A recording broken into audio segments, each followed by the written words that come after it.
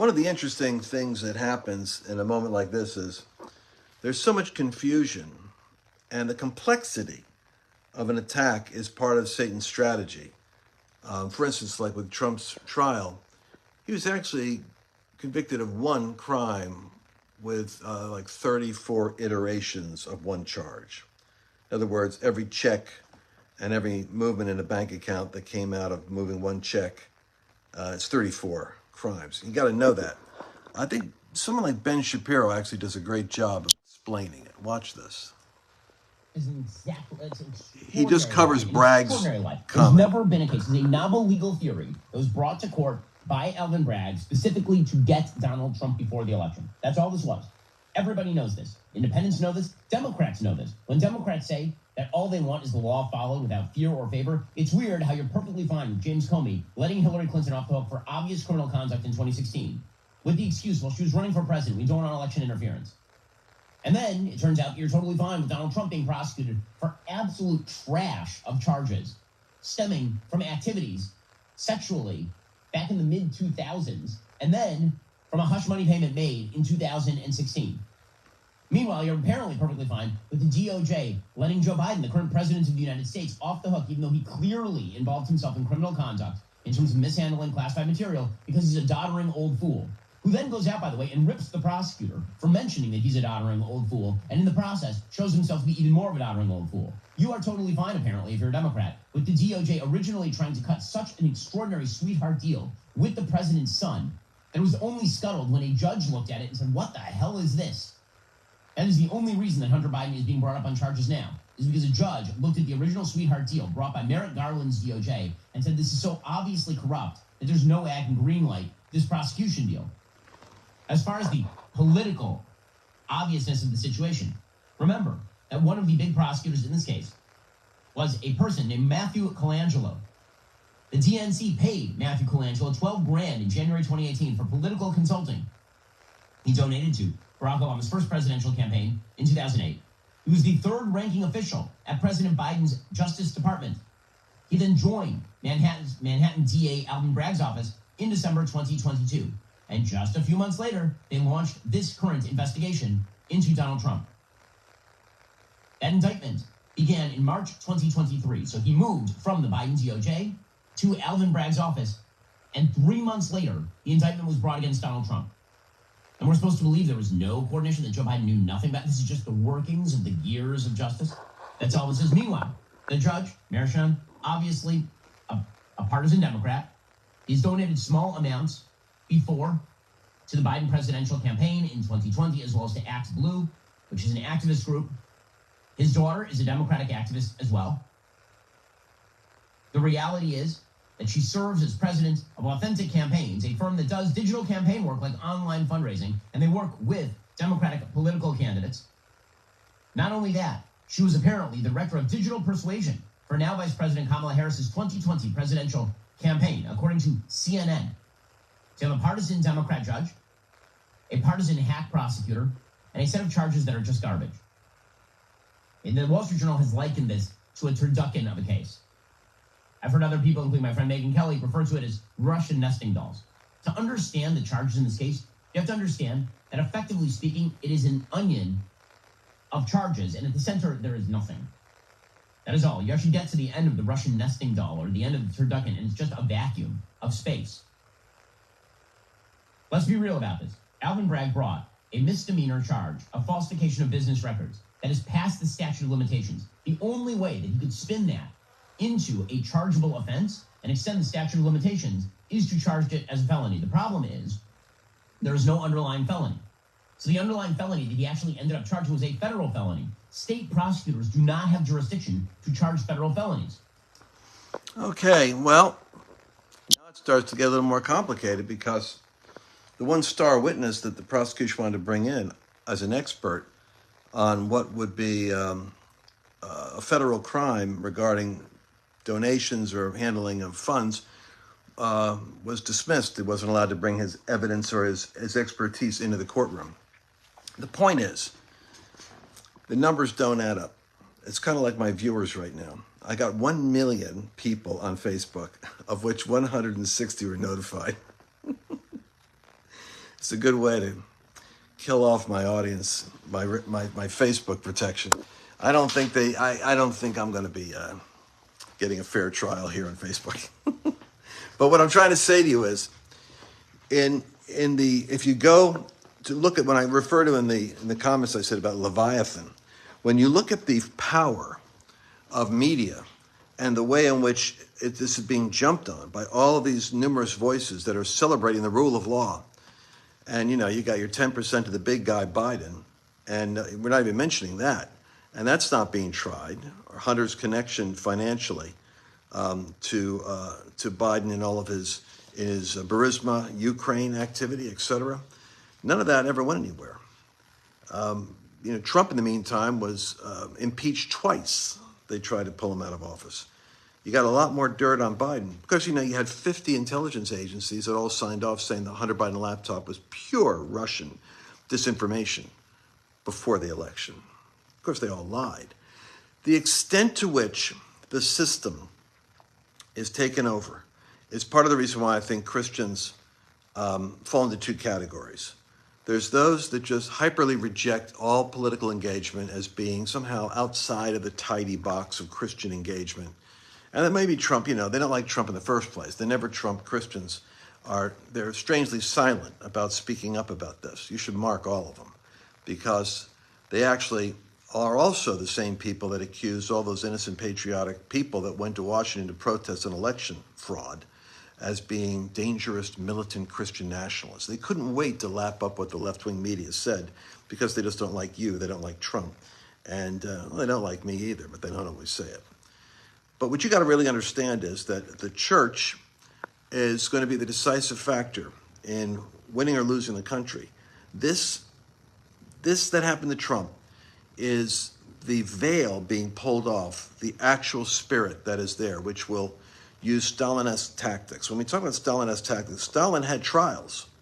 He had trials in order to execute and purge everybody that he was concerned about that was in opposition. So they used the semblance of law in court. But you see, those charges are all designed in order to rig the narrative in journalism to create he did something. Well, he must have done something. And that's when justice is no longer neutral, but it's a weaponized political infrastructure where the district attorneys now you're hearing Megyn Kelly and various others are saying the only way you stop this isn't there's a time you forgive, and then there's a time you have to act. You have to act in wisdom and in justice. For instance, someone goes to court for murder, you can forgive them, but you still have to try them for the crime. You still have to act on the criminal takeover of the country, even if you're forgiving. And what that means is that the attorney generals who are in, like the equivalent of the Allen Braggs and the attorney generals, Latifah James, have to now look at the actual crimes that are done by the opposition party. Because until they recognize that what they've done is they've now pulled a former president into a setup in a court and a jurisdiction where they could rig it. Until you actually show the left that same thing can happen against them, that's the only time you have the nuclear standoff. That's when you don't use the nuclear weapon anymore, because you realize Hiroshima and Nagasaki can happen to you. And so now the only, that's the long-term strategy. That's the frustrated, now we'll show them, but that doesn't necessarily, of course, Christians don't go there, even though that's the necessary thing you have to do to protect yourself. You have to take out MS-13 if they're raping and killing your kids. So you've got to go after them. But, Christians would rather see a different alternative. That's where we become useless at the moment the country needs us the most. At this point in time, the only way you can have victory is by getting enough people that vote, enough ballots that are collected, enough election integrity so that you're checking the voter rolls, and you've got lawyers who are all intimidated right now to even represent conservatives. I mean, they're disbarring them and they're taking them to court left and right. So this is a real dangerous time for America, and I just want you to know the time, because the church does make a difference. If your prayers are going to prevail, you need to make sure that they're based on the reality of the threat. This is not, what did Trump do? This is the exposure, the fact that they will weaponize the court system as well as the entire apparatus of government in order to stalk their political enemies and destroy them. And it's been happening for a while, but now it's kind of like the wake-up call. So welcome to the party. This is the reason why I've been so maniacally focused on the prophetic and spiritual aspect of Donald Trump and what he represents as the point person, the lightning rod to expose what's happening in the country. There are prayers being brought up for the United States all over the world. I think it's God's will that there be a merciful divine intervention in the United States in this next election. And the only reason I believe that mercy would be extended is not because America doesn't deserve, in a sense, the discipline that is coming through, well, I guess the enemy now taking over the nation. I think that's the consequence of our lack of engagement, our apathy, and our lack of good strategy. We didn't raise lawyers and journalists. We didn't really get behind the election. Half the church doesn't vote, and the half that's registered to vote doesn't show up. So there's a kind of universal apathy and stupidity that is in our ranks that costs us something. Not you, but you need to realize that the silence of the lambs is an evidence that they're out of touch with what's happening. And they somehow think this is all going to work out. It isn't. It's not going to work out until there's two churches in the United States, the state-approved church, and then those that are going to be on the watch list. And I would say that the prayers of the saints and the vigilance of believers and the energy and the activity of the movement, the populist movement, we don't have the high places. We don't have media. We don't have academia. We don't have big corporations. We don't certainly have the Department of Justice or the CIA or the FBI, God help us. The government right now has been taken over. And like I said, that media is so powerful, that propaganda arm. But what we do have is enough to win, and it's called the populist movement. Do you remember when the apostles were beaten and they were charged and told severely, threatened severely, the Bible says in Acts 4, not to speak anymore the things they were saying? They couldn't go as far as they wanted to go, the Bible says, for fear of the people. What's that? That's the populists. And it's time to be careful. It's not the time to go, chasing rabbits and, yelling in the streets. It's time to get very focused about the populist movement. They can't touch you as long as you have the people. And the people are the thing that is behind this movement. You got to recognize that to be an enlightened Christian right now is to be MAGA. And what is MAGA? It's simply to make America great again. And the only way that can happen is if it's made righteous. And for it to be righteous, righteousness is going to have to be advanced. And who are the people that do that? Christian engagement. Christian engagement. To make it great simply means to seal the border so that you don't have hundreds of thousands of terrorists and drug cartels and criminals and insane asylums being let out from foreign countries and brought through our border with our government support. It's to reduce the crime that is stalking the streets. It's to protect the lawyers who are now being taken out of law. All of these things make America, you could say, a righteous firewall in the world. The other nations are praying for America desperately. I think they know better than we do what's at stake. At the same time, you have in El Salvador, you have a new president there that is like a Cyrus, wiping out the criminal element and taking over the country. You have in Argentina, someone is wiping out the Marxist takeover. You have in Peru, they kicked out Soros. There's places in the world like Hungary where they're a firewall against the beast system in the European Union that wants to bring in their LGBT mandatory curriculum and open them up to Muslim immigration. They're saying no, and this doesn't work, and it's not good for our people. So we have evidence of Cyrus rulers rising up. America needs time, and Trump doesn't save America, but Trump could push the agenda of hell back so that the church in a more vigilant and assertive way can begin to do the work globally of seeing sheep nations rise. Those are nations that are governed by the rule of law and that don't allow the Marxist leftists and the big money globalists to take over the courts, take over the system, and rig it so that the people are in slavery and that a certain elite are able to prosper. We're up against that kind of a global battle. Eventually, it may go in the way of the Antichrist, but not until there are nations that are raised up and a great harvest that comes forth. Sheep nations and goat nations are inevitable. But right now, the sheep nations are just starting, and America can buy time for the world. That's my thinking, and that's the reason why I think God wants us to win and not lose. And right now, we are David against Goliath. and we have to keep our hearts right and our heads clear. But it comes down to real grassroots work. Making Facebook posts and praying prayers will only go so far unless it's with corresponding action. And the action is going to have to be learning how do you get out the vote, learning how to do letter writing campaigns. There are people that are in 19 key counties that aren't voting. Many of them are Christians. I could get you the address. You could write them a letter. We'll pay for the postage. How's that? You can get paid to be a poll worker. That means, you could be monitoring what's going on, and you don't have to, just be frustrated and kicked out and complain. You don't believe what they did to me. You can actually be an election official who has got the badge that puts you in the room. And so I want to talk to you about these things we got to do. We got I don't know how many days. Someone said 160 days. Hard to believe. But but these are the places and the ways in which you can practically engage your prayers and your faith and your physical presence. And in the meantime, we'll be continuing our courage tour. I'm going to talk to Charlie Kirk tomorrow. I'll be seeing him, Dinesh D'Souza, and a couple of other people, I think, this week. And I'm going to talk to him about the big Detroit gathering he's having, which is going to be very important. And Michigan is really up for grabs. And there's a great movement of God now taking place in Michigan. We had our most powerful courage tour, I think, in Michigan. Next, it goes to Wisconsin. And we're seeing 3,000 to 5,000 people circling in and out of those powerful meetings. It's both revival, it's reformation, it's training, and it's education. And that's kind of like how we occupy.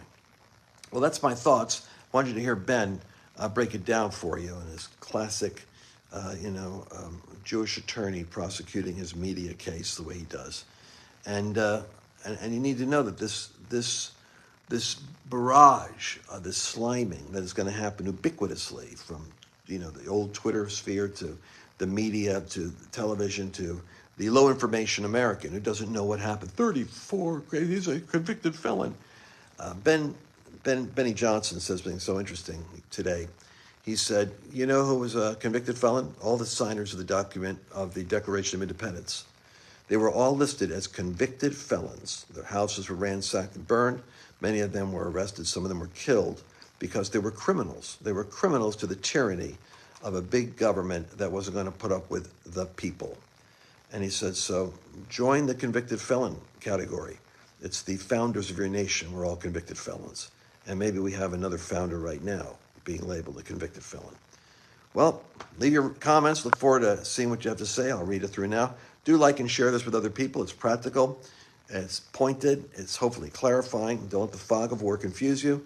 Don't go down chasing rabbit holes and, conspiracy theories. Get action, action, action. The only way that we could lose this year, the only way we could lose is if we lose heart, because you're going to continue to see wag the dog news cycles of crazy incendiary stories. Don't be all upset about Trump's appeal is going to be knocked down. Of course it is. New York refused to change the venue. They only voted 6% in Manhattan for him. They got too much money and union interest in the inner city. So they put the venue there because they knew that 96% of the people sitting there are going to be under the influence of their family and friends. How can they possibly not vote for a conviction, especially when the judge sets it up so you could pick one from column A, one from column B, and you don't even have to have a majority. The main point is they chose that venue so that they could rig it, and they chose to charge him with something which actually, by statute of limitations, was no longer an issue. They had to make it an issue by hooking it into an election crime. What was the election crime?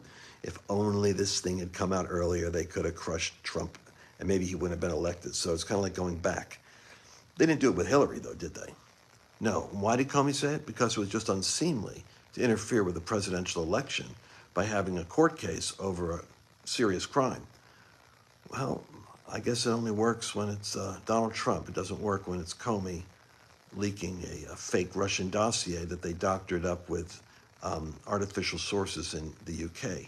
Now, that crime hasn't been dealt with. Or maybe in the future, now that they've done this, they've opened a can of worms. Maybe you can go after people later on. And the statute of limitations doesn't protect them from real crimes. But that's for another day. Right now we have to focus on standing in the gap and being a firewall, buying time for America. And I think God is on our side. Wag the dog, fake news cycles, election theft, and legal warfare. It'll be continued legal warfare. Trump will be back in court with other crimes that he didn't commit, but they're going to charge him with. So it's the lawfare, It's the election theft, trying to get illegal immigrants to vote. You've got to keep an eye on that one. It's getting the lawyers out there that'll protect us in those key states that have the courage to do election work and challenge theft. And it's going to be the fake news cycles, all to stir up the opposition. So there you have it, folks. The State of the Union. I wish it could be more cheerful. And I pray that we have more Christians that have a biblical worldview so that we don't, have to hear the F-bomb laced, rantings of podcasters who accurately discern the time but don't have a Christian worldview. So let's keep our heads clear and keep in communication.